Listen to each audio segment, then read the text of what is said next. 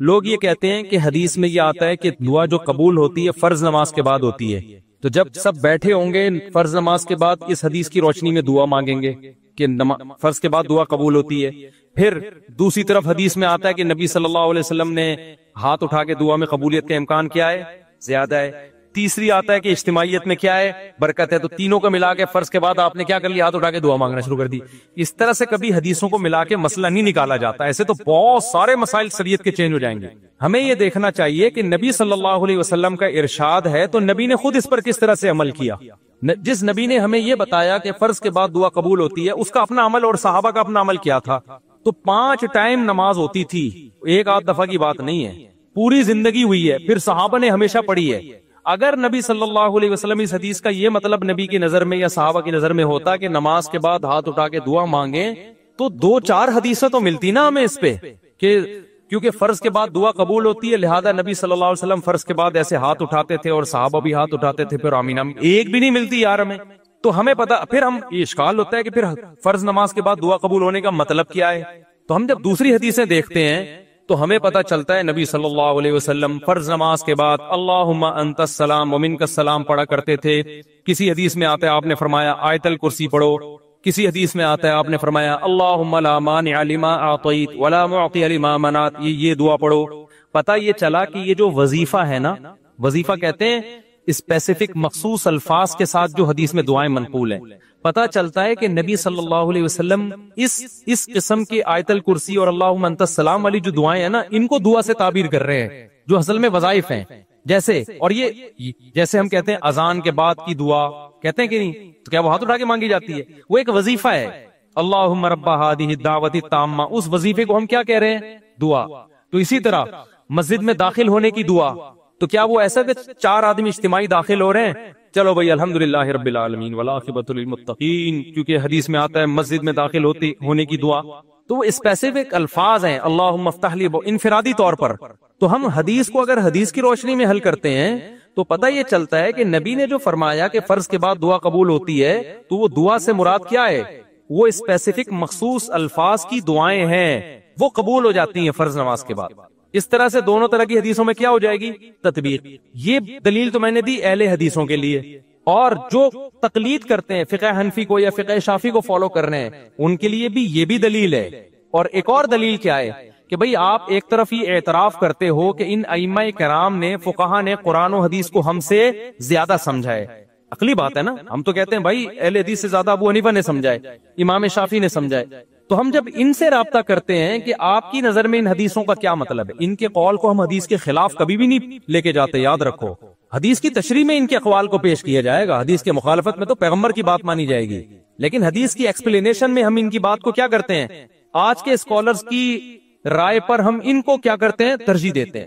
تو ان اسکالر سے اگر پوچھا جائے تو ان چاروں فقہ کی کتابیں جن پہ صدیوں سے فتویٰ دیا جاتا رہا ہے، کوئی ایک جزیہ، ایک عربی عبارت بھی ہمیں نہیں ملتی جس میں آتا ہو کہ امام کو چاہیے کہ وہ سلام پھیرے، مقتدیوں کی طرف رخ کر کے ہاتھ اٹھا کے دعا مانگے وہ۔ حالانکہ فقہ کی کتابوں میں بہت باریک باریک جزیات بھی ہوتے ہیں، بہت معمولی سی چیزیں بھی ہائی لائٹ کی ہوتی ہیں انہوں نے۔ تو صدیوں تک یہ سارے فقہا کیوں خاموش رہ گئے ایک ایسی چیز سے جو دن میں ایک دفعہ نہیں بلکہ کتنی دفعہ ہو رہی ہے؟ 5 دفعہ ہو رہی ہے۔ تو یہ بہت بڑا سوال ہے۔ اب جب دیوبندیوں سے بات کرو تو ان کے پاس سوائے علماء دیوبند کے حوالے کے کچھ ہوتا نہیں ہے۔ ہم ان سے کہتے ہیں بھائی علماء دیوبند نے اب کے علماء دیوبند کے آپ حوالے دے رہے ہیں نا، جب علماء دیوبند کوئی بات کریں گے تو ان پر بھی تو لازم ہوگا کہ وہ دلیل پیش کریں۔ انہوں نے دلیل کیا دی ہے؟ تو وہ جواب میں کہتے ہیں ہم علماء دیوبند کے مقلد ہیں۔ بھائی تقلید ہم صرف مجتہدین کی کرتے ہیں اور کسی کی تقلید نہیں کرتے، وہ بھی اس لیے کرتے کہ ان کے پاس علم ہم سے زیادہ تھا۔ تو آپ اگر علماء دیوبند سے رابطہ کرتے ہو تو جو علماء دیوبند کہہ رہے ہیں کہ کرنی چاہیے، تو سوال پہ تو دلیل کیا ہے؟ تو دلیل میں نہ فقہ کی کوئی عبارت عربی کتابوں کی، اردو کی بات نہیں کر رہا، اور نہ قرآن و سنت سے کوئی حوالہ یہی ہوگا کہ حدیث میں آتا ہے فرض کے بعد دعا قبول ہوتی ہے، حدیث میں آتا ہے کہ رفع الیدین سے دعا قبول ہوتی ہے، حدیث میں آتا ہے کہ اجتماعی دعا میں قبولیت کا امکان زیادہ۔ ایسے 3 چیزیں آپ ملائیں گے تو پھر بریلوی حضرات جو نماز جنازہ کے بعد دعا کرتے ہیں پھر تو وہ بھی ثابت ہو جائے گی۔ اچھا بعض لوگ یہ بھی دلیل دیتے ہیں کہ دعا کا کوئی ٹائم نہیں ہے، کبھی بھی کرو۔ بریلوی حضرات یہی تو کہتے ہیں مگر جنازہ کے بعد دعا کریں تو دعا کو کوئی ٹائم نہیں ہے، کبھی بھی کرو۔ ہم کیا کہتے ہیں بھائی نبی نے جنازہ ہی کو دعا قرار دیا ہے، بس اس کے بعد دعا نہیں ہوگی۔ تو وہی دلیل ہم فرض نماز کے بعد دے رہے ہوتے ہیں، بھائی کوئی ٹائم نہیں ہے جب چاہے کر لو۔ تو پھر کبھی کر لو نا، ہمیشہ کنٹینیو کرنا اس کی علامت ہے کہ آپ اس عمل کو کیا سمجھتے ہیں، سنت۔ بعض لوگ کہتے ہیں ہم ضروری سمجھ کے نہیں کرتے، بھائی اتنا ضروری سمجھا جاتا ہے کہ امام نہ کرے نا اس کو امامت سے ہاتھ دھونے پڑتے ہیں۔ اور دوسری بات یہ کہ علماء دیوبند کا یہ متفقہ فیصلہ بھی نہیں ہے، میں علماء دیوبند کی توہین نہیں کر رہا کہ یہ کہہ کے کہ ان کے پاس دلیل نہیں ہے، یہ توہین جب ہوتی جب سارے علماء دیوبند کا یہ فیصلہ ہوتا۔ علماء دیوبند میں جو چوٹی کے علماء ہیں وہ اس کے قائل نہیں ہے۔ حضرت مفتی محمد شفیع صاحب جو مفتی تقی عثمانی صاحب کے استاذ ہیں، وہ کوئی علماء دیوبند کے معمولی عالم نہیں تھے، ان کا پورا رسالہ ہے اس پر کہ فرائض کے بعد یہ جو دعا کا ہمارے ہاں رواج ہے یہ ثابت نہیں ہے۔ مفتی رشید احمد صاحب رحمۃ اللہ علیہ کا اصل بتائیں پورا اس پہ تفصیلی رسالہ ہے۔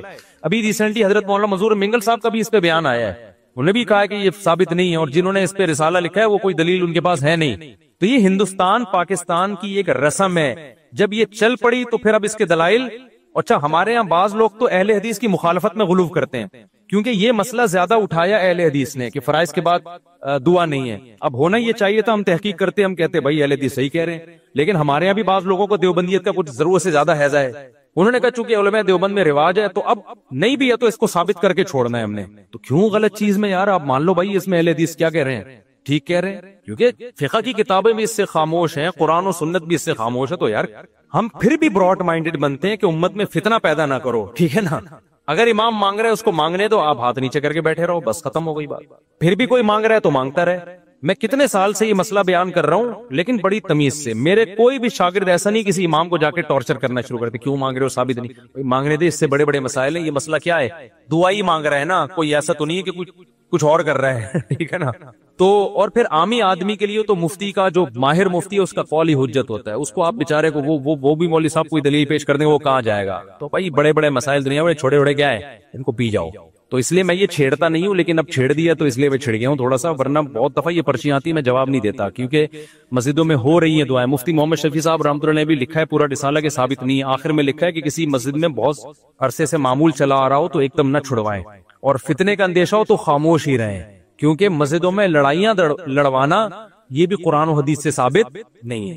اجتماعی دعا اس کو چھڑوانے کے لیے پھڈے شروع کر دو تو بارش سے بھاگا پرنالے کے نیچے کھڑا ہو گیا، وہی مثال ہو جائے گی۔ ایک آدمی نے زنا کیا، حمل ٹھہر گیا، بچہ ہوا تو پکڑا گیا، عورت کو پوچھا تو شادی شدہ ہے نہیں، یہ بچہ کہاں سے، اس نے کہا یہ فلاں سے زنا کیا تھا، حمل ٹھہرا تھا۔ لوگوں نے اس کو پکڑ کے مارا تو اس کے دوستوں نے کہا کمبخت، جب تو زنا کر رہا تھا تو حمل روک لیتا، حمل کیوں ہونے دیا؟ اس نے کہا حمل روکنا اسلام میں مکروہ ہے۔ انہوں نے کہا یہ جو کر رہا ہے یہ کیا ہے؟ تو اجتماعی دعا کو میں ثابت نہیں سمجھتا، لیکن اجتماعی دعا کی بنیاد پر امام صاحب کو یہ کہنا کہ یہ حدیث کو نہیں مانتے اور یہ اندھے مقلد ہیں اور ان کے پاس دلائل نہیں ہے، اور ٹارچر کرنا یہ اس سے بڑا جرم ہے۔ اگر اجتماعی دعائیں مسجدوں میں ہو رہی ہیں یہ اتنا بڑا ایشو نہیں ہے، آپ اپنی رائے پیش کر دیں، خاموش ہو جائیں، مان لیں ٹھیک ہے نہیں ہے۔ میرے ہی اساتذہ بعض ایسے ہیں جو اجتماعی دعا کے قائل ہیں، ہم تو نہیں ان کی توہین کرتے، کہتے بھائی ٹھیک ہے، ہو سکتا ہے میرے اس بیان پہ وہ میری کلاس بھی لیں، کیا بول رہا ہے وہی تو، ٹھیک ہے نا۔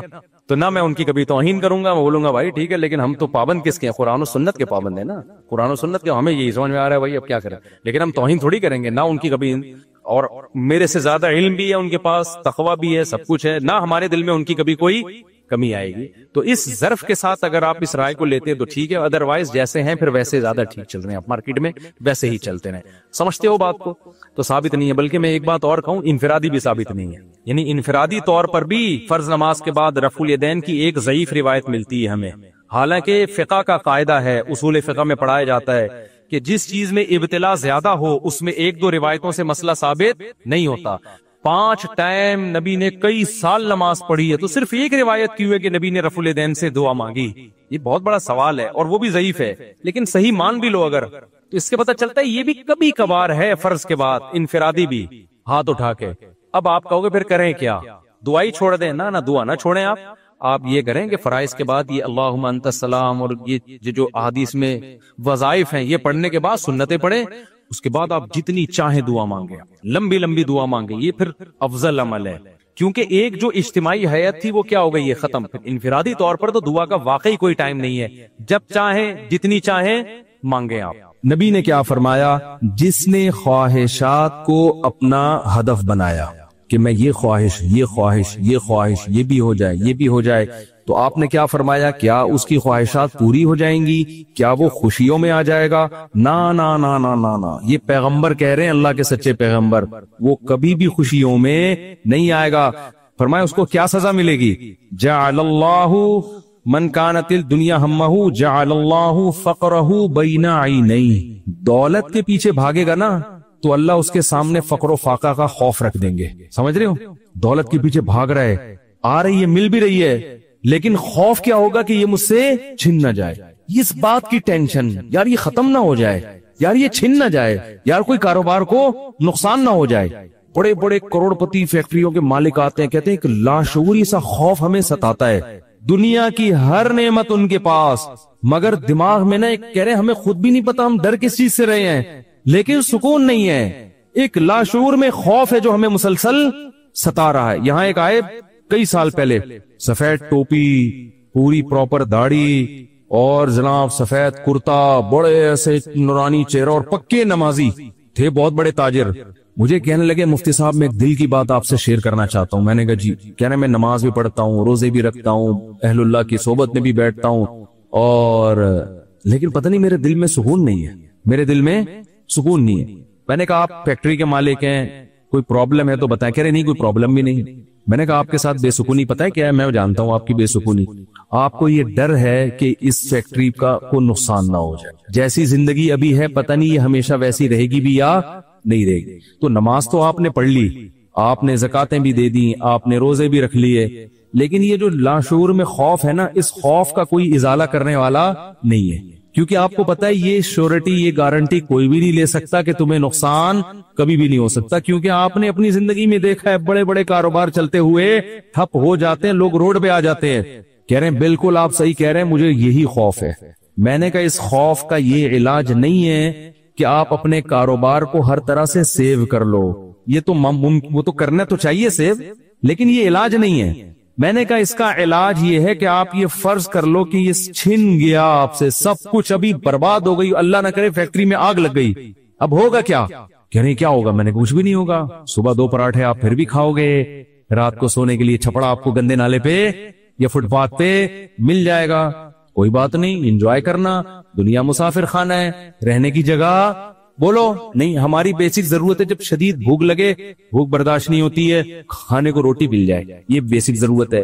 نیند آئے تو سونے کے لیے جگہ مل جائے، یہ نیند ایسی عجیب چیز ہے، آپ اگر نہیں سونا ایک وقت آتا ہے کہ آپ بچو گے بھی نا تو کانٹوں پہ بھی نیند آ جائے گی آپ کو۔ اب جیسے میرے ساتھ ہوتا ہے نا، نیند نہیں ہو رہی، ایک وقت جب بہت زیادہ جمع ہو جاتی ہے، پھر ہم نہیں بھی سونا چاہ رہے ہوتے ہیں، سو رہے ہوتے ہیں۔ میں ایک دفعہ سفر میں آ رہا تھا، بڑا لمبا بس کا سفر تھا، سونے کا ٹائم ہی نہیں ملا، تو جب ہم سکھر تک پہنچے نا، تو پرانی بات ہے 20-25 سال پرانی، تو میں ایسا سویا ہوں، کبھی اس کے اوپر جا کے دھڑام سے گر رہا ہوں، وہ اٹھا رہا ہے بھائی کیا کر رہے ہیں مولوی صاحب، پھر جب ادھر پکڑ دو دھڑام سے اس کے اوپر گرا، وہ کہہ رہا ہے مولوی صاحب تمیز سے بیٹھو یار، پھر ادھر میں جاگنے کی کوشش کر رہا ہوں، لیکن یہ اللہ کی رحمت ہے کہ جو چیز ضروری تھی وہ اللہ نے آپ کے اوپر مسلط کر دی۔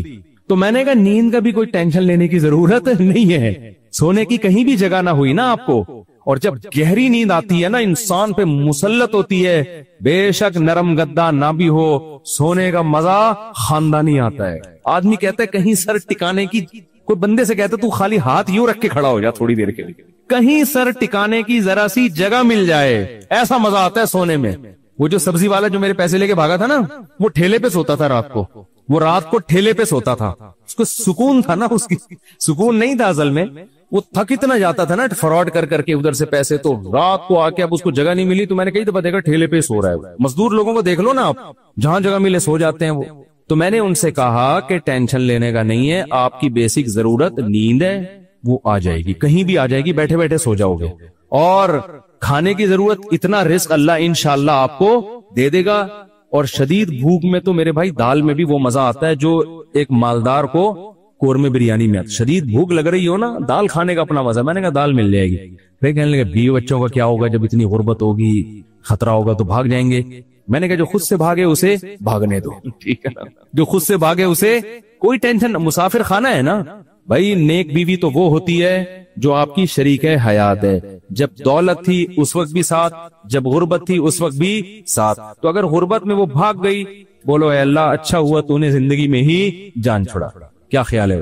اور میں نے کہا جب دوبارہ پیسہ آئے تو پھر اس کو لے کے نہ ہو، بولو وہیں رہو۔ اب کیا کرنا ہے؟ غیرت مند آدمی تھوڑی ایسی چیزیں پالتا ہے، لیکن تو میں نے کہا بھاگتا بھاگتا کوئی ہے نہیں آج کل، لیکن اگر بھاگ گئی ٹینشن نہیں، مسافر خانہ ہے، ویسے بھی مر جاتے تو قبر میں دفنا کے آ جاتی ہو۔ تو کوئی ٹینشن نہ لو میرے بھائی، کسی چیز کی ٹینشن لینے کا بالکل بھی نہیں ہے۔ ہم مسافر خانہ ہے، ہماری فیکٹریوں کو اللہ نہ کرے آگ نہ بھی لگے تو بھی تو مرنا ہے نا۔ ارے فیکٹری تم نہیں مرے، فیکٹری مر گئی ہے زیادہ اچھا ہے، اس سے بہتر کہ تم مر جاتے اور فیکٹری بچ جاتی۔ کوئی فرشتہ آئے اور کہے اللہ نے مجھے حکم دیا اس کی فیکٹری کو آگ لگوا دو، لیکن اس کو آپشن دے دو کہ تو مرے تیری فیکٹری کو مار دیں۔ آدمی کہتا ہے بھائی مزدوروں سمیت مار دے اس پوری فیکٹری مجھے بچا لو، یہی ہوگا نا، مجھے بچا لو۔ تو ان کو تھوڑا سکون ہے۔ میں نے کہا آپ کا مسئلہ یہ ہے کہ آپ نماز پڑھتے ہیں، علماء کے پاس ہی بیٹھتے ہیں، مگر آپ نے دل میں دنیا کی محبت کے کٹر ابل رہے ہیں۔ آپ ہمارے حضرت فرمایا کرتے تھے بہت سے لوگ ایسے ہیں، بڑی بڑی داڑیاں، تہجد گزار اور جناب بڑے ہر بات پہ درود شریف، لیکن دل میں دنیا کی محبت کے گٹر پالے گا ابل رہے ہیں۔ یہ ایسے جیسے اللہ کی محبت کے چشمے ابلتے ہیں نا، تو دنیا کی محبت کے چشمے نہیں ابلتے، گندگی کے گٹر ہیں جو ابلتے ہیں۔ کہتے ہیں ان کے دل میں گندگی نہیں ہے، گندگی کے دنیا کی محبت کی جو ایک گٹر ہے نا، گٹر، وہ گٹر ابل رہے ہیں۔ جس کو یہ مثال سمجھ میں نہ آتی ہو، بارشوں میں ہماری گلی کو آ کے دیکھ لیا کرے گٹر کیسے ابلتے ہیں، تو وہ پتہ چل جائے گا کہ یہ ہے جو گند نکلا ہوا، اس گند کو نکالو۔ کیا کہا پیغمبر نے ہود علیہ السلام نے اپنی قوم سے، صالح علیہ السلام نے اپنی قوم سے، تتخذون مصانع لعلکم تخلدون، اے میری قوم تم گھر اتنے مضبوط بناتے ہو جیسے تم نے ہمیشہ رہنا ہے، اتنا پیسہ ان دیواروں میں کیوں پھونک رہے ہو؟ حالانکہ وہ حلال پیسوں سے گھر بنا رہے تھے، بھائی حرام سے تھوڑی بنا رہے تھے، حرام سے نہیں بنا رہے، پھر بھی پیغمبر اعتراض کر رہے ہیں کہ موت کو بھول گئے ہو تم، اتنا سریا بنیادوں میں ڈالا جا رہا ہے، لوگ بتا رہے تھے ہم نے یہ سریا ڈالا، میں کہتا ہوں اپنی ہڈیوں میں تو کیلشیم ہے نہیں تمہارے، پہلے اپنی ہڈیوں میں سریا ڈالو بھائی، ہڈیاں بوسیدہ ہو رہی ہیں، کھوکھلی ہو رہی ہیں، اور مکان کی مضبوطی پہ انسان فخر کر رہا ہے، تو نکالو اس گٹر کو، ایسے جھٹک دو۔ ہمارے حضرت ایک ذکر بتایا کرتے تھے کہ رات کو نا تنہائی میں بیٹھ کے یہ ذکر کیا کریں، یہ ذکر حدیث سے ثابت نہیں ہے، صرف ٹریننگ کے لیے ہے، ٹریننگ کے لیے، اپنی اصلاح کے لیے، اس لیے اس کو سننا سمجھنا جائز نہیں ہے۔ وہ ذکر کرواتے تھے، بہت سے اکابر کرواتے ہیں یہ کہ لا الہ الا اللہ، لا الہ میں کیا کرنا ہے؟ گردن یہاں لے کے جانی ہے، لا الہ کوئی معبود نہیں، یہ تصور کر رہے ہیں دل سے اللہ کے علاوہ سب چیزیں نکل رہی ہیں، نکال کے باہر پھینک رہا ہوں، اس تصور کا نا بڑا اثر پڑتا ہے دل کے اوپر۔ لا الہ سب نکال کے، بحریہ ٹاؤن نکالو سب سے پہلے اس میں سے، ہاں بحریہ، آپ کو نہیں پتا بحریہ ٹاؤن کا، آپ باہر سے آئے نا، ہمارے ہاں وہ کامیاب ہے جو بحریہ ٹاؤن ہے، اور وہ ناکام ہے جو بحریہ ٹاؤن نہیں ہے۔ تو ہمارے ہاں جنت الفردوس میں ریاض ملک ہے جس کا بحریہ ٹاؤن، یہ جنت جو دنیا میں باتیں کرتے ہیں لوگ اب اس کو نہیں مانتے، کہتے ہیں بھائی تیرے پلاٹ کتنے ہیں؟ تو لا الہ کا مطلب نکالو دل سے، کوئی نہیں ہے، جو گند بھرا ہوا ہے نا، دکان، پلاٹ، جائیدادیں، جاگیریں، جدھر دل اٹکا ہوا ہے، میرا بزنس، میرا کاروبار، میرا پلاٹ، میرا یہ سب میرا کر کے، جو میری گاڑی، یہ سب فضول چیزوں کو لا الہ میں تصور کر کے نکلو۔ حالانکہ اس وقت ہمارے پاس دھیلا بھی نہیں تھا ہم تو خود طالب علم تھے، لیکن کہتے تھے نکالو دل سے، رات کو 100 دفعہ نا یہ ذکر کرواتے تھے، لا الہ سب نکال دیا، الا اللہ، پھر الا اللہ میں چوٹ مارتے تھے دل پہ، الا اللہ صرف کون ہے؟ اللہ ہے۔ تو الا کل ما خل اللہ باطل، حدیث میں آتے اللہ کے علاوہ سب باطل ہے۔ اس کا ہم آج کی زبان میں ترجمہ کریں گے، اللہ کے علاوہ سب بکواس ہے۔ سب کیا ہے؟ بکواس۔ اگر سب بکواس نہ ہوتا تو موسیٰ کلیم اللہ کو اللہ دنیا دیتا نا، اور فرعون کو غریب رکھتا کہ موسیٰ تو میرے ہیں تو ان کو دنیا بہت دوں گا، اور فرعون میرا دشمن ہے، اس کو کھانے پینے کے لیے روٹی، اس کی فیکٹریوں میں آگ لگاؤں گا۔ کیا کراؤں گا؟ فیکٹریاں تو فرعون کی چل رہی تھی، اس کے محلات کے نیچے نہریں بہ رہی تھی، اور موسیٰ کلیم اللہ کو فرعون غربت کے تانے دیتا تھا، ان کے پاس تو کچھ بھی نہیں ہے، شادی کرنے کے لیے تو 10 سال بکریاں چرائی ہیں انہوں نے۔ آپ شادی کرتے ہیں نا، اصل میں کیسے بھائی اتنے اچھے خاندان میں شادی ہوئی، آپ بتاتے ہیں یار ایکچولی میرا بزنس، اور وہ انہوں نے ایسا میرا اسٹیٹس دیکھا کہ خود ہی دے دی انہوں نے۔ اور غریب آدمی، ابے تجھے کیسے مل گئی؟ تو کیا کہہ رہا تھا؟ یار کسی کا رکشہ ادھار لے کے گیا تھا میں بتانے کے لیے، وہ بیچارہ فخر کر سکتا ہے؟ تو فرعون یہ تانے دیتا موسیٰ علیہ السلام کو کہ ام انا خیر من ھذا الذی ھوا مہین، میرے پاس دولت یہ غریب. تو اس سے پتہ چلتا ہے اللہ کے علاوہ اس دنیا میں سب کچھ کیا ہے؟ بکواس. ہمارے نبی کچرے کے ڈھیر پہ صحابہ کے ساتھ گئے، ایک مری ہوئی بکری کا بچہ، سوری مری ہوئی بکری کا بچہ نہیں، بکری کا مرا ہوا بچہ، سمجھتے ہو؟ بکری کا مرا ہوا بچہ مردار ہوتا ہے نا، بو آ رہی ہوتی ہے، پھول پھٹ رہا ہوتا ہے. آپ نے صحابہ سے فرمایا کوئی ہے جو اس کو کچھ درہم میں خریدے؟ صحابہ نے کہا یا رسول اللہ اس گند کو کون خریدے گا؟ آپ نے فرمایا اللہ کی نظر میں اس دنیا کی حیثیت اس سے بھی کم ہے. جو ہم اس کو لفٹ کرا رہے ہیں نا، میرا پلاٹ، میری گاڑی، چند اصل میں یہ سمجھ میں آتی نہیں ہے. آنکھ بند ہوگی تو سمجھ میں آ جائے گا یار کس چیز پہ میں نے محنت. تو دل سے دنیا کی محبت نکالو. اور یہ ذکر تنہائی میں اجتماعی نہ کریں، ایک بدعت نہ بن جائے. ہاں لاؤڈ اسپیکر کھول کھول کے بھی مسجدوں میں ہو رہا ہے، ایک ٹوپی ڈرامے شروع ہو جاتے ہیں. ہر چیز کو نا لوگ انٹرٹینمنٹ کا ذریعہ بنا لیتے ہیں. اب یہ ذکر میں نے بتا دیا تو پتہ چلا مسجدوں میں پروگرام چلے، آئیے ہمارے ہاں 3:05 پہ ذکر ہوگا، پھر ہاں ہو رونا دھونا کرنا کرانا کچھ بھی نہیں ہوتا. تو تنہائی میں بیٹھ کے اگر 100 دفعہ ایسے کر لینا، لا الہ، ہلکی آواز کے ساتھ، لا الہ الا اللہ، لا الہ الا اللہ، لا الہ الا اللہ، آپ کئی دن تک کنٹینیو کریں گے، آپ کے دل کی کیفیت بدلنا شروع. پھر آپ کو لگے گا یار لا الہ کوئی نہیں ہے، سب بکواس ہے. پھر کوئی آپ سے آ کے کہے گا نا ابے بحریہ ٹاؤن، آپ کہو گے میں تو رات کو 100 دفعہ دل سے یہ بحریہ ٹاؤن نکالا ہے میں نے. تو کس بحریہ ٹاؤن کی بات کر رہا ہے؟ دنیا رکھو ضرور، ایسا نہ ہو کہ پلاٹ ہی بیچ دیں صبح اٹھ کے. 3 پلاٹ تھے بحریہ ٹاؤن میں بچوں کے لیے رکھے ہوئے تھے، لا الہ الا بحریہ ٹاؤن نکال کے صبح کا اٹھا کے دے دو کسی کو بس. تو اتنا کریں جتنا افورڈ کر سکتے ہیں. یہ تو ہمارے نبی نے تو رکھا ہی نہیں نا، لیکن ہمیں حکم ہے، ہم کمزور لوگ ہیں، رکھ لو. اگر اللہ نے وسائل دیے ہیں دل نہ لگاؤ. دل لگانے کا کیا مطلب ہے؟ فیکٹری اس لڑکے نے رکھی تھی مگر دل میں بھی رکھی ہوئی تھی. تو میں نے کہا دل سے فیکٹری کو کیا کرو، نکال دو. جب نکالو گے تو کیا ہوگا؟ دل میں محبت ہے یا نہیں ہے، اس کی علامت ہے چھوٹ جانے پہ نقصان کتنا ہوتا ہے. دیکھو بہت سے لوگ اپنی بیوی سے کہتے ہیں میں تم سے بہت محبت کرتا ہوں، پتا چلے گا مرنے پہ نقصان کتنا ہوتا، افسوس کتنا ہو رہا ہے. آپ رہتے تو سبھی میاں بیوی اکٹھے ہی ہے نا. کیا خیال ہے؟ صبح وہ ناشتہ بنا کے دے گی، آپ کھا لو گے، آپ کے بچوں کو سب محبت سے ہنسی خوشی زندگی گزر رہی ہے. اس سے تھوڑی پتا چلتا ہے کہ آپ کو اس سے محبت بھی ہے یا نہیں ہے. اگر وہ مر جائے، اس کو کینسر ہو جائے، آپ کے دل میں آئے کہ چلو یار بازنا اوپر سے ڈاکٹر صاحب بہت ٹینشن میں، اندر سے یار خود سے جا رہی ہے، جانے دو. جیسے ایک 2 نمبر مولوی صاحب تھے بدعتی، وہ تقریر کرتے تھے چوری حرام چوری حرام چوری حرام. ایک دن ان کے گھر میں کھانا نہیں تو ان کی بیوی نے کہا کیا کروں بھائی؟ انہوں نے کہا پڑوسیوں کی مرغی چوری کر لو. انہوں نے کہا بھائی پڑوسیوں کے آپ تو خود چوری کے خلاف بیان کرتے ہیں. اس نے کہا بھائی ہم شوربے سے لگا کے کھا لیں گے بوٹیاں، چوری کی تو بوٹیاں ہوں گی نا، بوٹیاں نہیں کھائیں گے ہم. اب ان کی بیگم نے سالن پکایا اور دیگچی کو انڈیلنے لگی تاکہ شوربہ آئے اور بوٹیوں کو چمچ سے پیچھے کرنے لگی. تو یہ کہتے ہیں بھائی جو خود سے آئے آنے دو.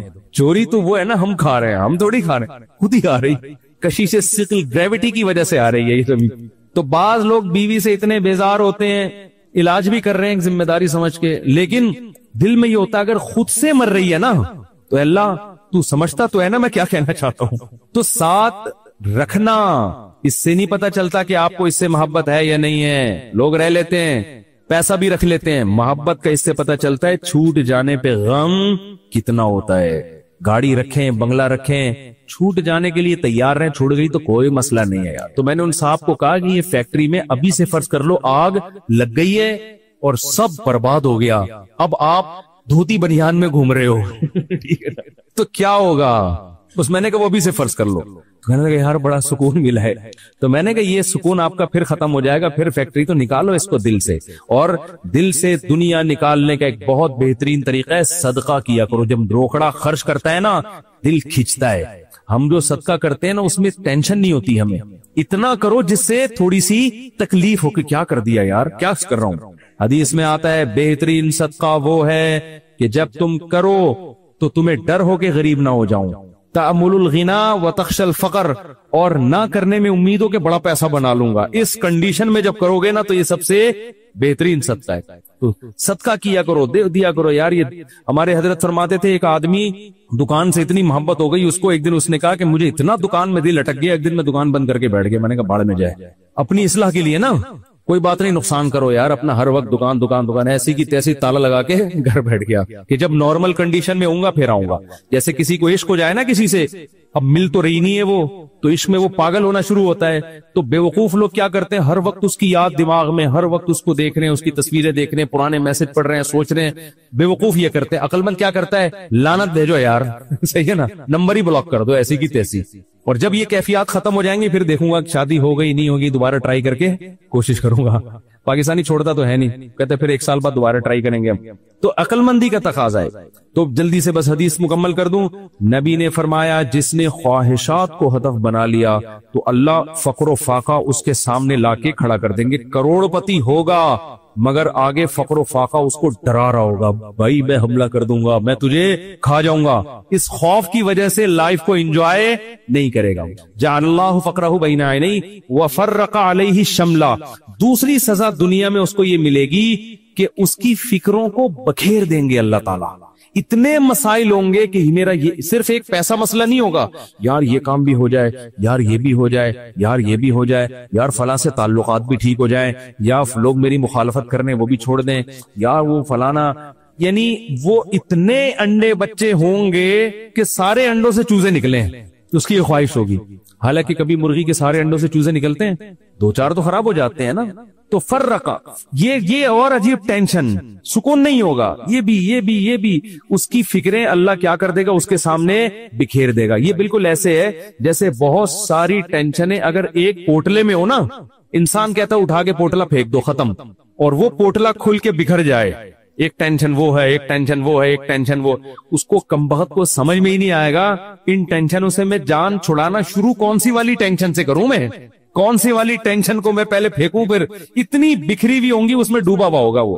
اور آگے آپ نے فرمایا اتتہ ولم یاتہ من الدنیا الا ما قدر له. یہ سارے کام دنیا کے لیے کر رہا تھا نا، وہ 2 بکھیڑے پال لیے اس نے، دنیا کے لیے سب کچھ کر رہا تھا، اور اس کی 2 سزائیں تو اللہ فوراً دے دے گا، فقر و فاقے کا خوف اور ٹینشنوں کو بکھیر دے گا. یہ 2 ٹینشنیں تو چلو ہم کہتے یار دنیا مل جاتی تو چلو یہ ٹینشنیں بھی قبول ہیں. اللہ کہتے ہیں ملے گی اتنی جتنی مقدر ہے. نبی نے فرمایا ملے گی اتنی نہیں جتنی اس کی چاہت ہے، اتنی جتنی اللہ نے لکھی ہوئی ہے. اگر یہ زیادہ کی کوشش کرے گا تو ہو سکتا ہے دھیلا بھی نہ ملے، اور ہو سکتا ہے ڈبل مل جائے. تو یہ بھی اس کی چاہت پہ نہیں ہے، یہ کس کی چاہت پہ ہے، اللہ کی. تو یقینی پھر بھی نہیں ہے وہ. پھر میں چٹکلا سنا دوں نا، یقینی پھر بھی نہیں ہے. ایک آدمی کو بیوی اچھی نہیں لگتی تھی، بیچاری نے ہر طرح سے کوشش کر لی کہ میں اپنے میاں کو اچھی لگوں، اچھی پھر بھی نہیں لگ رہی اس کو. ایک دن وہ بڑی خوبصورت لپسٹک اور خوبصورت زیور اور خوبصورت ساڑی اور بڑا خوبصورت لباس، ہر چیز بڑی VIP پہن کے آ گئی.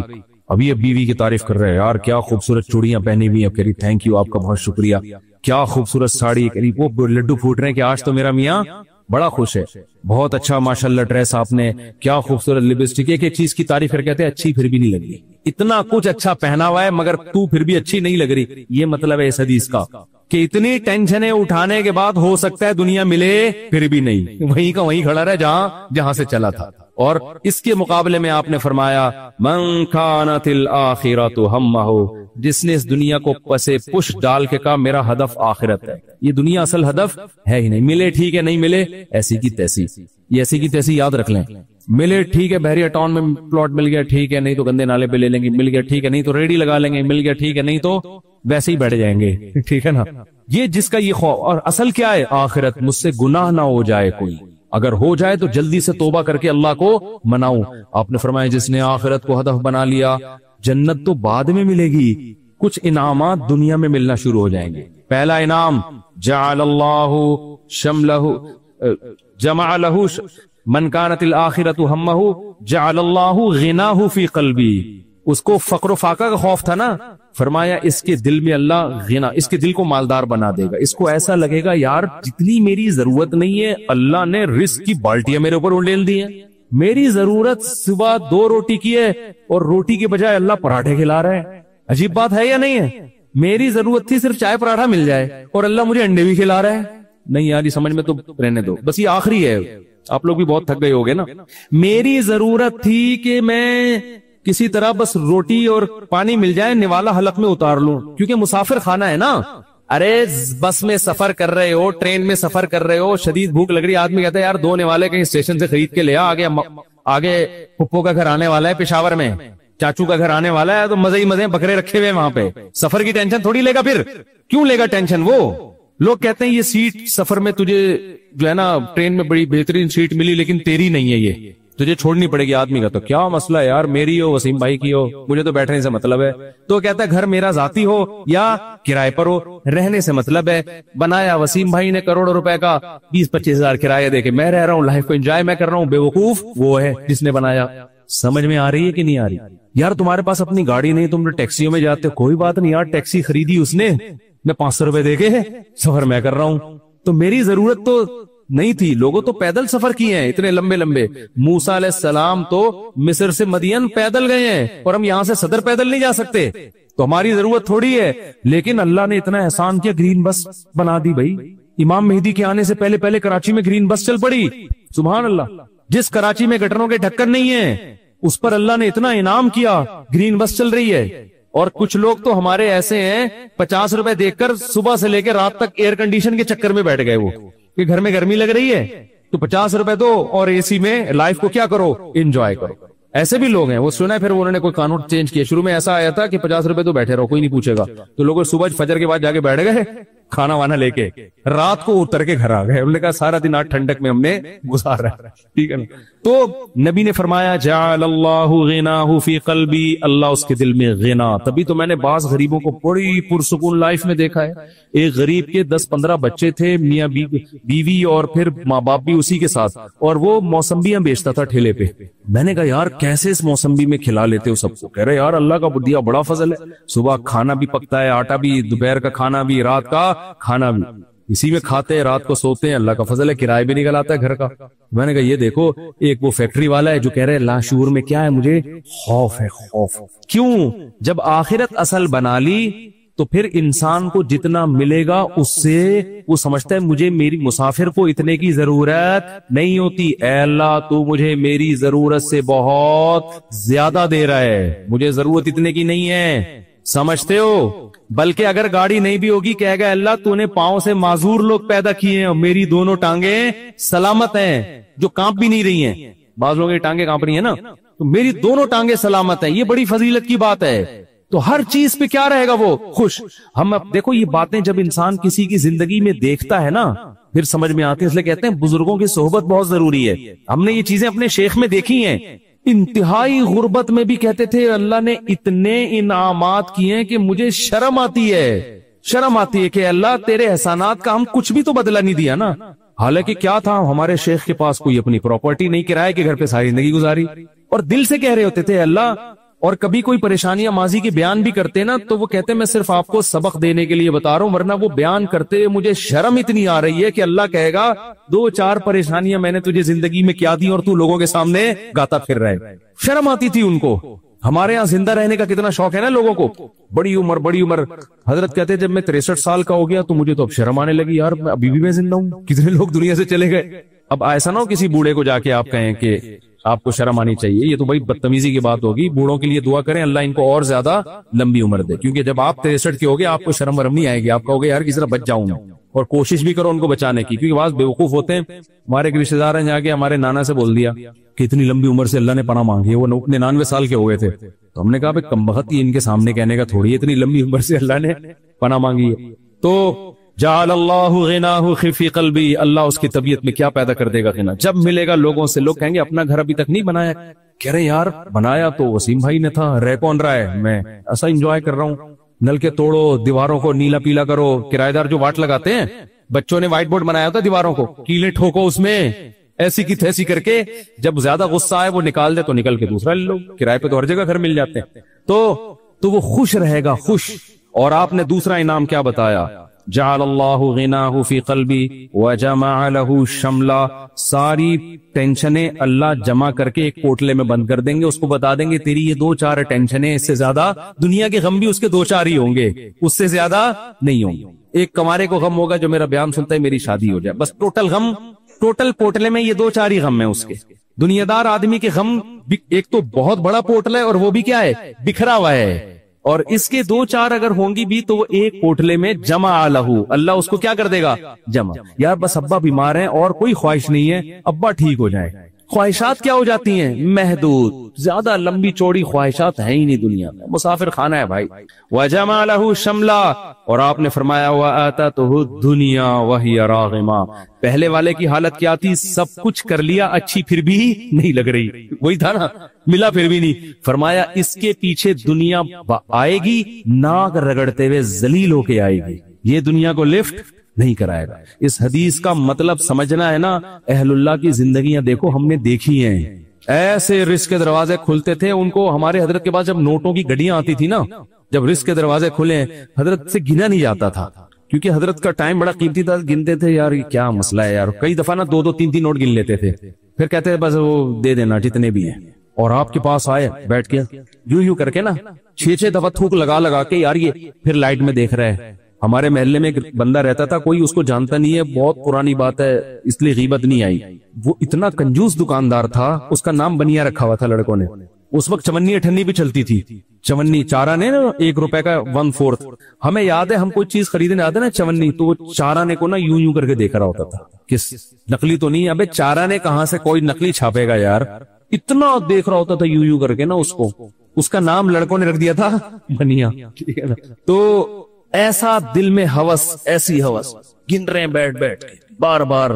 تو ہم نے دیکھا ہے، تو نبی نے فرمایا آتا تو دنیا، دنیا اس کے پاس آئے گی اور یہ استغنا کے ساتھ. وہی راغمہ، یہ دنیا کے پیچھے ناک نہیں رگڑے گا، دنیا اس کے پیچھے ناک رگڑے گی، ذلیل ہو کے آئے گی اس کے پاس. اور یہ لفٹ نہیں کرائے گا، محبت نہیں دے گا اس کو. اکرام تو کر لے گا، عزت تو دے دے گا کہ بھئی آ رہی ہے آنے دو. محبت نہیں کرے گا اس سے. وہ بھائی ہم فانا چیزوں سے دل نہیں لگاتے. پلاٹ مل گیا بحریہ ٹاؤن میں، اچھی بات ہے ماشاءاللہ. نہیں ملا کوئی بات نہیں، اور مل گیا زیادہ تھوڑی دل لگانا ہے اس کو لفٹ تھوڑی کرانی ہے زیادہ. ہر وقت اسی پر آپ کو پتہ ہے میرے 3 پلاٹ ہیں بحریہ ٹاؤن میں، آپ کو پتہ ہے میرا گھر بن گیا ہے، آپ کو پتہ ہے یہ ہے، آپ کو پتہ ہے وہ ہے. ہر وقت پاگلوں کی طرح چیخ رہے ہوتے ہیں. تو اس لیے دل کا سکون چاہتے ہو تو اس دنیا کو دل سے جھٹک کے نکال دو، ایسی کی تیسی. صحیح ہے. اور ہدف کس کو بناؤ؟ آخرت. اور اس میں یہی ہے گناہوں سے بچو بھائی. سمجھ میں آ رہی ہے بات؟ تو ہمارے نبی کی خوراک امیروں، ابھی آپ کے سوال میں مزید لیتا ہوں، صبر کریں. تو ہمارے نبی کی خوراک تو بھائی امیروں والی خوراک تھی، سمجھ رہے ہو؟ تو اب غریب کیا کر رہا ہے جو ریوڑ چڑھا رہا ہے بکریوں کا؟ ہاں، چوتھی شرط یاد آ گئی کہ آپ صلی اللہ علیہ وسلم نے سب سے زیادہ جو دودھ پیا ہے وہ اونٹنی کا اور بکری کا پیا ہے. ہمارے ہاں جو سب سے زیادہ پیا جاتا ہے گائے کا بھی نہیں بلکہ بھینس کا. سبحان اللہ. تو بنو گے کیا؟ بھینس بنو گے. پھر کیا بنو گے پھر؟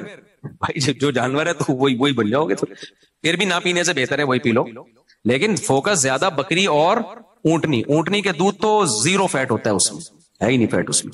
تو یہ 4 شرطوں کے ساتھ دودھ پیا جائے تو پھر وہ دودھ ہے. ہم جو پی رہے ہیں وہ نہیں. تو یہ 4 شرطوں کے ساتھ امیر پیتا ہے یا غریب پیتا ہے؟ غریب. امیر کیسے پیتا ہے؟ آئیے ہم اس کی طرف آتے ہیں. امیر اول تو کھلا دودھ اب پینا ہی چھوڑ دیا امیر نے، وہ ڈبے کا دودھ پیے گا، پیکنگ کا.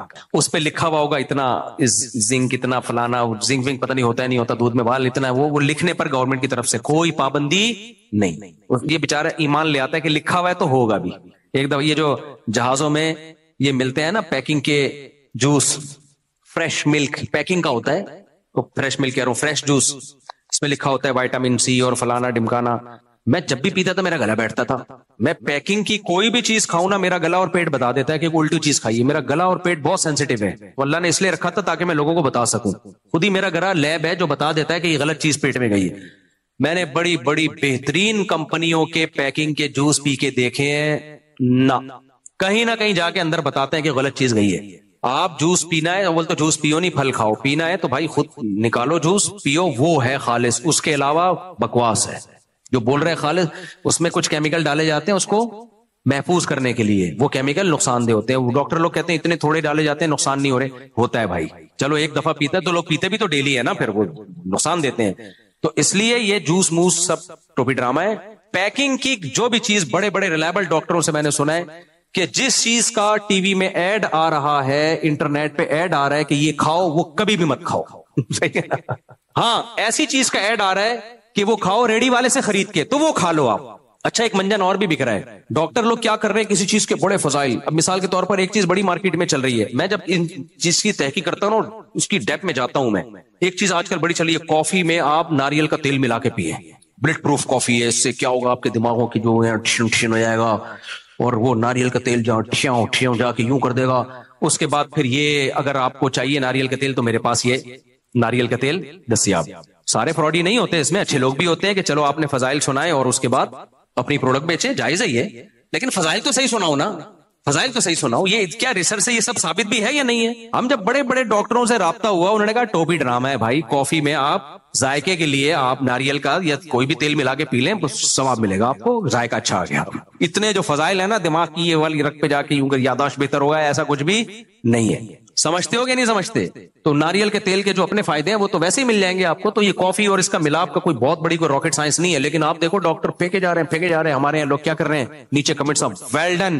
جب آپ بڑے ڈاکٹروں سے رابطہ کرو گے امریکہ میں, جاپان میں, ان لوگوں سے, اب چونکہ ہماری تو اتنی پی آر بن گئی ہے, تو وہ کہتے ہیں بھائی یہ منجن بک رہا ہے, یہ کسی کو اپنی پروڈکٹ بیچنی تھی گورے کو, اس نے یہ منجن چلا کے وہ تو مر گیا, اب اس کی پروڈکٹ مارکیٹ میں کیا کر رہی ہے, اب وہ دیسی ڈاکٹر جو ہے نا وہ منجن بیچ رہے ہیں.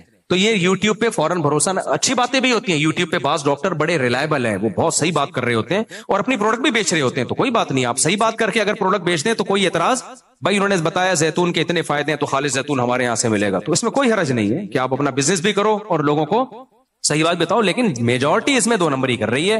وہ بزنس کے حوالے سے, بزنس اپنا مقصد ہوتا ہے, اس میں غلط ریسرچ ہوتی ہے, ان کو خود ریسرچ کا پتہ نہیں ہوتا. ایسے ڈاکٹر ہیں یوٹیوب پہ, انہوں نے بتایا امریکہ سے ریسرچ پیپر شائع ہوئے ہیں, اس میں یہ ہے, میں نے امریکہ میں ڈاکٹروں کو ریسرچ پیپر بھیجے, فون کیا, ان کو بتایا, انہوں نے کہا ایسا کوئی, یہ شائع ہوئے تھے 50 سال پہلے جو ایکسپائر ہو گئے ہیں, اس پہ غلط ڈیٹ لکھی ہوئی ہے, یہ ابھی کے ہے نہیں, ابھی کے یہ پرانے ہیں اور ریجیکٹ ہو چکے ہیں یہ. تو اس لیے یوٹیوب پہ آپ 100% بھروسہ نہ کریں, وہاں سے معلومات لیں, لیکن معلومات لینے کے بعد ریلائبل ڈاکٹروں سے رابطہ کریں کہ یہ معلومات درست بھی ہیں یا نہیں ہے. تو میں جلدی سے بات کو سمیٹوں, ان کی بات کو ختم کروں, یہ بہت لمبا جواب دے دیا میں نے. تو بھائی اب کیا کر رہا ہے غریب آدمی, تو 100% صحیح دودھ پی رہا ہے, جو گاؤں دیہاتوں میں بکریاں چرا رہا ہے, تبھی وہ 100 سال جیتا ہے, صحیح ہے نا, اور خود بھی تو چل رہا ہے بکریوں کے ساتھ ساتھ, چلتا بھی ہے, واکنگ بھی کرتا ہے. امیر آدمی کیا کر رہا ہے, غریبوں والی خوراک کھا رہا ہے, وہ پیکنگ کا دودھ لے گا اور اس کے زبردست اشتہارات, اور پھر یوں سفید چمکتا ہوا, اور اس کو دکھایا جائے گا یہ پیا اور یہ ڈولے بن گئے. کچھ بھی نہیں بن رہا میرے بھائی. یہ سارے قبرستان جو اتنی اسپیڈ کے ساتھ بھر رہے ہیں نا, یہ ڈبے پہ سیٹ ہوئے ہوئے لوگ ہیں, یہ دیسی پہ سیٹ ہوئے ہوئے لوگ وہ لوگ نہیں ہے. تو ہمارے نبی نے, اچھا کارب بھی انسان کے, اناج بھی ضروری ہے. بعض ڈاکٹروں نے تو غلے کو, اناج کو نکال ہی دیا کہ بس پروٹین لو پروٹین لو. غلط ہے بھائی, پیغمبروں نے, تمام پیغمبروں نے روٹی کھائی ہے, اناج کھایا ہے, اس کے بغیر گزارا نہیں ہے انسان کا. انسان اپنی باڈی سے تھوڑی لڑ سکتا ہے, نیچر سے تھوڑی لڑ سکتا ہے, لیکن ہمارے نبی نے وہ اناج کھایا ہے جس میں کارب سب سے کم ہے, وہ ہے جو. کیا کھایا ہے؟ جو. آپ صلی اللہ علیہ وسلم جو کی روٹی کھاتے تھے, اس میں سب سے کم اور پیٹ کے لیے سب سے مفید ہے وہ. تو جو کا دلیا کھا لو, یا جو, میں بھی نہیں کھاتا, باتیں کر رہا ہوں میں. سیٹ ہم لوگ پراٹھوں پہ ہو گئے, وہ نوالا جب تک بھاری بھرکم پیٹ میں گرے ہی نہیں, ٹھا کر کے مزہ ہی نہیں آتا ہمیں, لیکن یہ اچھا نہیں ہے, صحیح ہے نا, اچھا نہیں ہے. تو جو کی روٹی کھاتے تھے, جو آج غریبوں کی خوراک سمجھی جاتی ہے. غریب بیچارے گاؤں دیہاتوں میں کوئی مکئی کی کھا رہا ہوتا ہے, کوئی جو کی کھا رہا ہوتا ہے. امیر لوگ کیا کھاتے ہیں, گندم کی روٹی, اور گندم بھی نہیں, میدے کی روٹی کھاتے ہیں. تو غریبوں والی خوراک اصل میں امیروں والی ہونی چاہیے, سمجھتے ہو. تو ہمارے نبی نے, اور تیسرا پھلوں میں ہمارے نبی نے تعریف کی ہے تو انار کی, جو روایات ہمیں ملتی ہیں, بہترین پھل ہے انار. اور قرآن نے بھی اس کا تذکرہ کیا, انظروا الی ثمرہ اذا اثمر. اللہ کہتے ہیں اس انار کے پکنے کے پروسیس کو دیکھو کیسے پکتا ہے, اتنا فائدہ مند پھل ہے انار. اس کا بھی جوس نکال کے پی لیتے ہیں, چلو نہ پینے سے بہتر ہے, لیکن بھائی انار کھایا کرو, بہت خاندانی چیز ہے. اور کھجور کھایا ہمارے نبی نے, اور کھجور بھی آپ نے خوراک کی جگہ استعمال کی ہے. آپ ذرا چند دن دھوپ میں آپ کھجور سے پیٹ بھرو, پیٹ خراب ہو جائے گا آپ کا, گرمی ہو جائے گی, لیکن یوز ٹو, آہستہ آہستہ کیا کرو, عادت ڈالو. کھجور ایسی خاندانی چیز ہے بھائی, اتنے فائدے ہیں اس کے, اتنے فائدے ہیں. پریگننسی میں کھجور کہتے ہیں, رپورٹ ہے کہ اتنا چھوٹا اور اتنے وائٹامنز اور منرلز کسی پھل میں, اتنے سے پھل میں نہیں ہے جتنے اکیلے اللہ نے کھجور میں رکھے. کھاتے ہیں لوگ کھجور, کیسے کھاتے ہیں, رفتاری میں 2 کھجور یوں لیا, ڈائریکٹ پکوڑے پہ آ گئے. وہ تلا ہوا پکوڑا, اس کھجور سے جو تھوڑا سا فائدہ ہوا تھا اس کا بھی بیڑا غرق. اور اس کے بعد کافی پی کے جو منرلز کچھ حاصل ہوا, آئرن وائرن کے, تو کافی ویسے ہی بیڑا غرق کر دیتی ہے. چائے کافی آئرن کو ٹھکانے لگنے ہی نہیں دیتے, وہ سارا باڈی, تبھی تو آئرن ڈیفیشنسی چل رہی ہے. بھائی تو کافی اتنا پی رہا ہے اور پی رہا, تو یہ ڈیفیشنسی ہی چلے گی. پھر وہ جو پیشاب لا رہی ہے, دبا کے، وہ الگ پانی کے جسم میں کمی، بڑے مسائل ہیں. میں ڈاکٹر نہیں ہوں میں یہ ٹاپک لے کے بیٹھوں. تو ہمارے نبی صلی اللہ علیہ وسلم کی خوراکیں بڑی خاندانی تھی، اور جو آپ صلی اللہ علیہ وسلم اکثر بھوک سے رہا کرتے تھے، تو آپ ڈاکٹروں سے پوچھو، آج تو بھوک کے فضائل ڈاکٹر بیان کر رہے ہیں. ہاں اتنا ضرور ہے کہ اتنا زیادہ آگے نہ جاؤ جتنا نبی صلی اللہ علیہ وسلم نے کم خوراک کھائی ہے، کیونکہ ہمارے نبی کی نیچرلی بہت اچھی صحت تھی، آپ کو بہت زیادہ خوراک کی ضرورت بھی نہیں تھی. تو اب لوگ ایسا نہ ہو کہ فاقے کرنا شروع کر دیں، بالکل ہی غائب ہو جائیں. 2 ٹائم کا کر لو خوراک، یا اگر 3 ٹائم ہی کھانا ہے تو 1 ٹائم کچھ ہلکا پھلکا، یعنی وہ سیلڈ وغیرہ سے پیٹ بھر لیا. ایکسرسائز کو فوکس کرو، اچھی خوراک، دودھ ہو گیا، انڈے ہو گئے، ہاف بوائل انڈے ہو گئے، دیسی انڈے اپنے خرچے پہ. مجھ سے لوگ مانگنے آ جاتے ہیں کہ اپنا مرغا ہمیں دے دو، مرغی ہمیں دے دو. اور شہد، ہاں خاندانی چیز ہے بھائی، شہد بہترین چیز ہے. شہد استعمال کر لیا آپ نے، یہ سب چیزیں کھاؤ. اب فوراً غربت کا ہمارے پاس اتنے پیسے کہاں ہیں. جن چیزوں پہ آپ پیسہ خرچ کر رہے ہو نا، اگر پیسے نہ ہوتے تو ان پہ خرچ نہ ہوتا. پیسہ ہے، دماغ خراب ہوا ہے. تو اور یہ جو لوگ کہتے ہیں نا ہم تو اتنی اچھی خوراک کھا رہے ہیں صحت بنتی نہیں، بھائی آپ پھر کولڈ ڈرنک پیتے ہو. میٹھا تو یہ ریسرچ سے، تحقیق سے ثابت ہو چکا ہے. کچھ تھیوریز ہوتی ہیں، نظریات ہوتے ہیں، وہ تحقیق سے ثابت نہیں ہوتے. اس خوراک میں یہ فائدہ، یہ نقصان، ڈاکٹر کہتے ہیں نظریہ ہے، یہ تھیوری ہے، ابھی ریسرچ نہیں ہے. 2 چیزوں پہ تو ریسرچ ہو چکی ہے. میٹھا زیادہ کھانا بیڑا غرق کرے گا صحت کا، یہ ریسرچ سے ثابت شدہ چیز ہے. اور دوسرا سگریٹ، یہ کینسر کرے گی. اور تیسرا میری اپنی ریسرچ ہے، ڈاکٹروں سے میں نے نہیں پوچھا، گٹکا منہ کا کینسر کرے گا. کیونکہ میں نے اپنے کئی دوستوں کو جو گٹکا کھاتے تھے مرتے ہوئے اپنے سامنے دیکھا ہے. آدھے منہ کٹ گئے ان کے. اور موت بھی یہ آسان موت نہیں ہوتی گٹکے والے کی، ترس کے تڑپ کے مرتا ہے وہ. اس لیے اپنی جانوں پہ رام کرو، یہ چھوڑ دو گٹکے، دکانیں بند کراؤ، گورنمنٹ پہ دباؤ ڈالو، یہ بند کراؤ گٹکے کی دکانیں. اتنے خطرناک زہریلے کینسر ہوتے ہیں نا. منہ کا کینسر یار، زخم گھٹنے پہ ہو جائے، یہاں ہو جائے برداشت کر، منہ میں زخم ہو گیا، نہ بات کر سکتا ہے اور نہ کھا سکتا ہے. بہت ہی دردناک موت ہوتی ہے گٹکے والے کی، اللہ حفاظت میں رہے گا. ہجامے سے متعلق جی جلدی سے پوچھ لیں، مختصر، بس میں مختصر جواب دوں گا، اتنے لمبے جواب نہیں دوں گا میں. دیکھو ڈاکٹر امجد صاحب کی کتاب میں ایک بیماری کے 25 پوائنٹ اگر ہجامہ کے لکھے ہیں تو وہ ڈاکٹر صاحب کی تحقیق ہے، اس کو نبی کی طرف منسوب نہ کرو. ڈاکٹر امجد بہت نیک آدمی تھے، اللہ ان کی مغفرت فرمائے، میری بھی ان سے ملاقات ہوئی ہے، بہت اللہ والے، بڑا دین کی کام کیا انہوں نے. لیکن جب میڈیکل سائنس کی بات کریں گے تو ریسرچ ہوگی، تو اگر ان کی ریسرچ ہے تو ٹھیک ہے بھائی. لیکن اب جو ڈاکٹر جو حکیم اور ڈاکٹر بہت سارے کر رہے ہیں، ان کو ہجامہ کی الف بے بھی نہیں پتا ہے. پاکستان میں جس کا کوئی روزگار نہ ہو تو وہ کام شروع کر دیتا ہے جو اس کی سمجھ میں آ رہا ہے، چاہے وہ اس کا ایکسپرٹ نہ بھی ہو. تو ہجامے کے آپ نے بہت سے شفا کے واقعات تو سنے ہوں گے، بہت سے مرے بھی ہیں، وہ تھوڑی واقعات لوگ بتاتے ہیں. اتنا زیادہ ہجامہ اور خون، بھائی نکل خون ہی رہا ہے، وہ کہتے ہیں یہ اضافی خون نکل رہا ہے. اضافی خون نہیں، خون ہوتا ہے، ٹھیک ہے. کہہ رہے ہیں گندا خون نکل رہا ہے. بھائی آپ کو کیسے پتا چلا گندا خون نکل رہا ہے؟ خون جب بھی نکلے گا تو خون ہوگا. تو ہاں نبی صلی اللہ علیہ وسلم مہینے میں 1 دفعہ ہجامہ کروایا کرتے تھے، اگر کوئی کروا لے ٹھیک ہے. لیکن ہر شخص کی حالت دوسرے سے مختلف ہوتی ہے، اور مہینے میں 1 دفعہ سے تو ہم بھی منع نہیں کر رہے. 1 دفعہ کروا لو آپ ہجامہ، اچھا فائدہ ہی ہوگا. اور وہ جو یہ پوائنٹ ہے نا کمر کے بیچ میں، یہاں کروا لیا کرو تو ٹھیک ہے. جو نبی صلی اللہ علیہ وسلم یہاں کروائے تھے کمر کے بیچ میں، تو 1 دفعہ کروا لو، 1 کپ کافی ہے. لیکن یہ ہجامہ والے اتنے زیادہ فضائل، اتنے زیادہ کوئی گویا دنیا میں بیماریاں ہی ختم ہو گئی ہیں، ایسا نہیں ہے بھائی. جو چیز جتنی ہے اس کو رہنے دو، اتنا ہی رہنے دو، اس سے آگے مت بڑھاؤ، نقصان ہوتا ہے اس کا. آپ نے 14 کپ ایک ساتھ لگوائے ہیں، اسی وجہ سے آپ باقی غائب ہیں، ٹوٹل نہیں ہیں آپ ابھی. ماشاءاللہ بچہ کچھ ان کے اندر پھر، اچھا ماشاءاللہ، تو وہ ریکوری کر لی ہوگی، ورنہ مر بھی سکتے ہیں اس طرح. السلام علیکم مفتی صاحب. وعلیکم السلام. دیکھو ڈاکٹر جب آپ سے بلڈ لیتا ہے نا، پہلے ٹیسٹ کرتا ہے کہ بلڈ ہے بھی نہیں. ہجامہ والے کے پاس کوئی ٹیسٹ نہیں ہے، خون نکال کے پوچھ رہے ہوتے ہیں چکر تو نہیں آ رہے. چلیں جی. مفتی صاحب میرا تعلق گلگت بلتستان، کیٹو پہاڑ اور سیاچن گلیشیر کے دامن سے میرا تعلق ہے.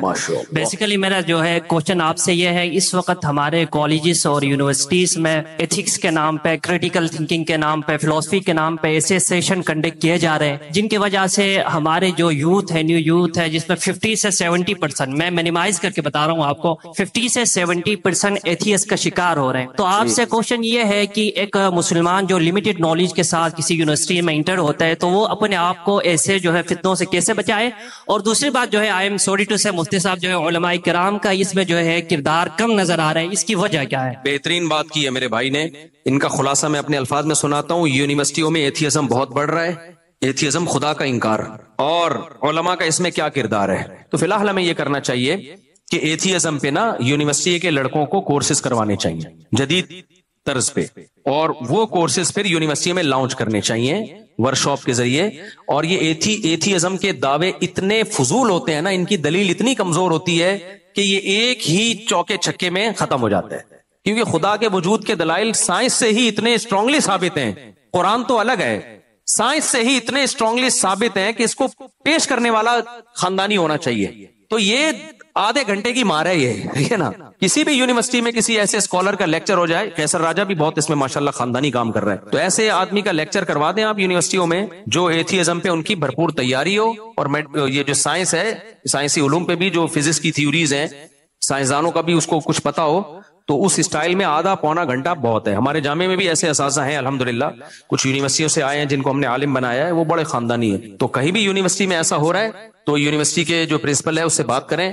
مجھ سے جو ہو سکے گا میں کروں گا جا کے, یا کسی ایسے قابل آدمی کو بھیج دوں گا جو ایک آدھے گھنٹے کی مار ہے. سمجھ رہا ہوں, وہی بات لطیفہ یاد آ رہا ہے نا, 2 نفل کی مار والا. ایک آدمی کی نماز نہیں پڑھتا تھا ایک آدمی, تو مولوی صاحب نے کہا کہ نماز پڑھا کر تیری بھینس زیادہ دودھ دے گی.